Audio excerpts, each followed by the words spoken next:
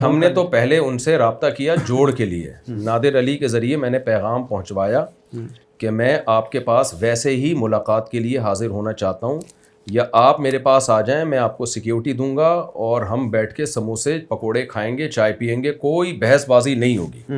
یہ نادر علی اس پر گواہ ہے۔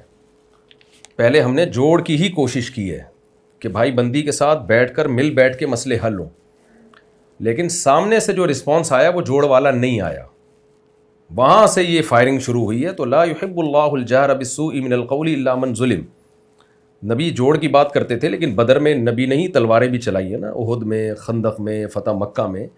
تو کون سا موقع جوڑ کا ہے اور کون سا موقع مقابلے کا ہے، یہ فیصلہ کرنا پڑتا ہے۔ تو ایسا نہیں ہے کہ ہر ایک کو ایک ہی لاٹھی سے ہانکا جائے۔ ہم نے پہلے پوری کوشش کی انجینئر علی مرزا سے جوڑ کی، اس میں نادر علی گواہ ہے، وہ میرے پاس آیا، میں آپ دونوں کی میٹنگ کروانا چاہتا ہوں۔ میں نے کہا 100 دفعہ۔ اس نے کہا لیکن کسی ٹاپک پہ بات نہیں ہوگی، صرف دوستی ہوگی۔ میں نے کہا میں 100% اس کے لیے تیار ہوں۔ جب یہ تمام کوششیں محبت سے بیٹھنے کی ناکام ہو گئیں اور ادھر سے ہی فائرنگ ہوتی رہی، وہ میری ذات پہ فائرنگ ہوتی، کوئی بات نہیں۔ وہ فائرنگ کس پر ہو رہی ہے؟ بڑے بڑے علماء، صلحاء اور صحابہ پہ فائرنگ ہو رہی ہے، اور بندہ خاموش نہیں ہو رہا اور پھر چیلنج بھی کر رہا ہے۔ تو میرا خیال ہے پھر اس کے بعد تو اتنا تو ہوتا ہے۔ ہم نے کون سا جا کے وہاں کوئی میزائل داغ کے آ گئے ہیں؟